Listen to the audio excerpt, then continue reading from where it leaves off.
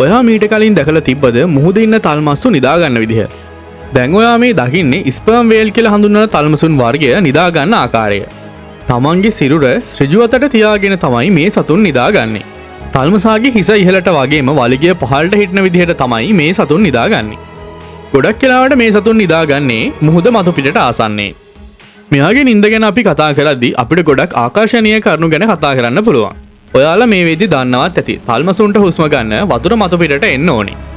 අන්න ඒ හේතුව හින්දා මේ සතුන් නිදාගන්නේ එකපාරකට සාමාන්‍යයෙන් විනාඩි 10ක් 15ක් වගේ කාලයක්. මුළු දවස පුරාම මේ විදිහට නිදාගන්න වෙලාව අපි ගත්තොත් සාමාන්‍යයෙන් පැයක් දෙකක් වගේ කාලයක් තමයි මේ සතුන් නිදාගන්නේ.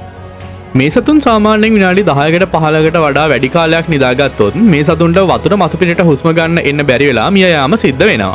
කොහොම නමුත් විද්‍යාඥයන් පවසන විදිහට මේ සතුන්ගේ මොළයෙන් භාගයක් පමණයි මේ විදිහට නිදාගන්නේ. මොළේ අනිත් භාගයෙන් කරන්නේ වටපිට බලන ගමන් අවදානම හඳුන ගන්නවා වගේම හුස්ම ගැනීම පාලනය කරන එක.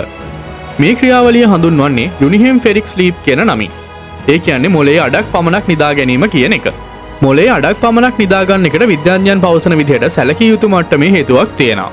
විද්‍යාඥයන් කියන විදිහට ඒවට හේතු විදිහට හඳුන්වන්නේ වතුරයට ගොඩක් වෙලා නිදා ගන්න එක පාලනය කිරීම වගේම මුහුදේ සමතුලිතතාවය තබා ගන්න.